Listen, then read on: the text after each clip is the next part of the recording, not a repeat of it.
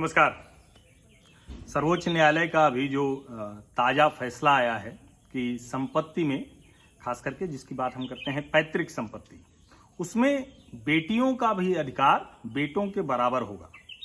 और इस खबर को किस तरह से देखना समझना चाहिए, उसके कई उसमें जिसको कहते हैं ना कि कई दृष्टिकोण है, कई नजरिए हैं जिससे इसको देखा जा सकता है। लेकिन एक जो मूल बात कि इसको एम्पावरमेंट के तौर पर देखा जा रहा है, यानी जो बार बार कहा जाता है कि महिला और पुरुष, लड़का और लड़की, उसके बीच में जो भेद है समाज में, जो कई बार लोग ये भी कहते हैं कि पुत्र होना जरूरी है वरना वंश कैसे आगे बढ़ेगा, या एक ये भी कहा जाता है कि आखिर हम संपत्ति किसके लिए अर्जित करें। ये इस तरह की कई धारणाएं हैं जो समाज में चलती हैं। लेकिन अब सर्वोच्च न्यायालय का ताजा फैसला ये कह रहा है कि पिता की संपत्ति में पुत्र के बराबर ही पुत्री का हक होगा, अधिकार मिलेगा। अब आज के समय के लिहाज से कहें तो इतने समय बाद आधुनिक समाज ने एक व्यवस्था दी है। लंबा समय हो गया, लंबी कानूनी लड़ाइयों के बाद। पहले भी वो था, लेकिन क्या 2005 के पहले के लोगों को अधिकार मिलेगा? तो अब कुल मिला के सभी को ये अधिकार मिल गया है। यानी अगर कोई भी लड़की है तो उसको अपने भाई के बराबर ही हक मिलेगा। अब सवाल यह है कि ये अच्छा हुआ या बुरा हुआ। अब इसके दो पहलू हैं। एक पहलू तो ये है कि निश्चित तौर पर लड़के लड़की में कोई भेद होना नहीं चाहिए। जहां की जो भी संपत्ति है जो पिता ने अर्जित की है, उसमें निश्चित तौर पर बेटी का भी उतना ही अधिकार है जितना बेटे का है। उसके लिए किसी सर्वोच्च न्यायालय के आदेश की जरूरत नहीं थी। फिर यह आदेश देना क्यों पड़ा? आदेश इसलिए देना पड़ा कि दरअसल जो बड़े परिवार हुए, जहां संपत्ति बहुत ज्यादा हुई, उनके बीच में इस तरह के संपत्ति के अधिकार को लेकर ढेर सारे कानूनी मसले फंसे। सामान्य लोगों को शायद इस कानून से पहले भी फर्क नहीं पड़ता था, अब भी शायद ही फर्क पड़े, क्योंकि जिसको हम एक उसका दूसरा पहलू है। और निश्चित तौर पर जब मैं उसका नाम लूंगा उस शब्द का, तो आप कहेंगे कि उसको आप इस तरह से कैसे परिभाषित कर सकते हैं, जिसको कहा जाता है समाज की सबसे बड़ी बुराई के तौर पर। और कई बार वो बुराई दिखती भी है। दहेज की वजह से लड़कियां जलाकर मार दी जाती हैं। दहेज की वजह से कई घरों में परिवार बिखर जाते हैं। जो लड़की का पिता होता है वो पूरी तरह से दहेज इकट्ठा करते करते टूट जाता है। इन सब को देखते हुए लगता है कि इस बुराई को खत्म करने का कोई न कोई रास्ता तो निकालना पड़ेगा। लेकिन दुर्भाग्य है कि वो रास्ता निकलता तो बहुत नहीं दिख रहा है। जो जितना काबिल होता है उतना ज्यादा दहेज उसको लगता है कि मिलना चाहिए। वो आप उसको दहेज कह लीजिए, सम्मान कह लीजिए, गिफ्ट कह लीजिए, तोहफा कह लीजिए। लेकिन सबकी बात है कि क्या एक पिता जब अपनी पुत्री को वो विवाह करेगा तो क्या वो ये नहीं चाहेगा कि उसके पास जो कुछ भी है उसमें से एक बड़ा हिस्सा वो बेटी को दे दे? और सर्वोच्च न्यायालय के इस फैसले के पहले, या कहें कि इस चर्चा के भी बहुत पहले, भारतीय समाज ने एक व्यवस्था बनाई थी जिसमें लड़की को विदा करते वक्त लड़की का पिता अपनी सामर्थ्य भर उसको देता था।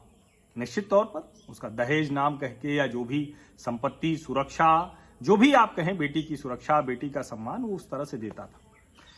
अब उसमें धीरे धीरे करके जो एक समय में समाज के जरिए विवाह होते थे, समाज के जरिए रिश्ते तय होते थे, एक संबंध से दूसरे संबंध में एक कड़ी जुड़ती थी और उसमें होता था, उसमें दहेज कभी भी इस तरह की स्थिति में नहीं पहुंचा कि दहेज की वजह से किसी लड़की को प्रताड़ना झेलनी पड़े। लेकिन जैसे जैसे समाज आधुनिक होता गया तो ये जो पारंपरिक दहेज वाला तरीका था वो कम काम करने लगा। वो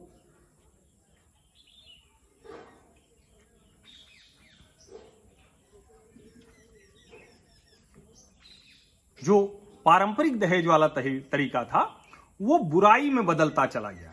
यानी पहले ये था कि लड़की घर से जा रही है तो उसको संपत्ति में एक हिस्से के तौर पर, बिना भाई बहन में मनमुटाव के हिस्से के तौर पर, बिना किसी तरह के बंटवारे के, क्योंकि भाइयों में तो बंटवारा होता था, उनके बीच में मनमुटाव भी होता है, विवाद भी होता है, और सबसे ज्यादा अगर संपत्ति के झगड़े होते हैं तो वो भी भाइयों के ही बीच में होते हैं। लेकिन जो भाई बहन में बंटवारा था, विवाद था, उसको एक इस बुराई ने पूरी तरह से हटा दिया। यानी जिसको दहेज नामक बुराई जो बन गई वो जब तक बुराई के तौर पर चिन्हित नहीं थी, जब तक वो ये था कि अच्छा ठीक है बहन घर छोड़ के जा रही है, तो बिना किसी, और भाई भी अपनी पूरी सामर्थ्य लगाता था, पिता तो सामर्थ्य लगाता ही लगाता था, उसकी पुत्री होती थी।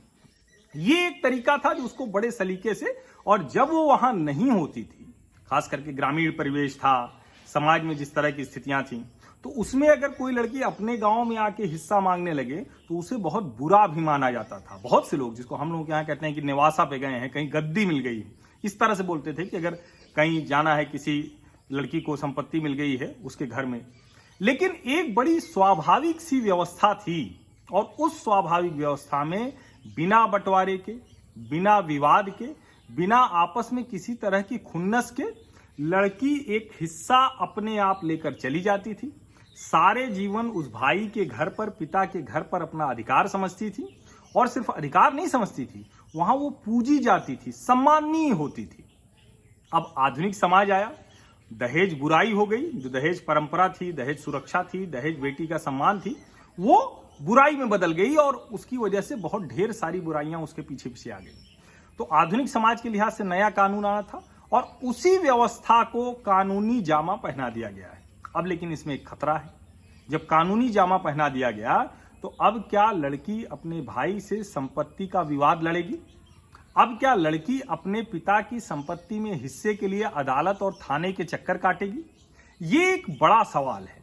और अगर शहरी परिवेश में, या कहें कि जिस तरह की संपत्ति होती है कि नकदी बांट देनी है या उस तरह की चीजें बांट देनी है, तो शायद वो उतना मुश्किल नहीं है, वो बहुत आसान है। लेकिन गांव के परिवेश में, जहां वैसे ही जमीन का झगड़ा, जमीन की मुश्किल होती है, लड़की अगर अपने गांव में अपने भाई और पिता की संपत्ति में से हिस्सा लेने की कोशिश करेगी, तो क्या एक नए तरह की मुश्किल खड़ी हो सकती है क्या? इसीलिए सभी को ये ध्यान में रखना चाहिए कि ये जो कानून बनते हैं ये एक्सेप्शनल होते हैं।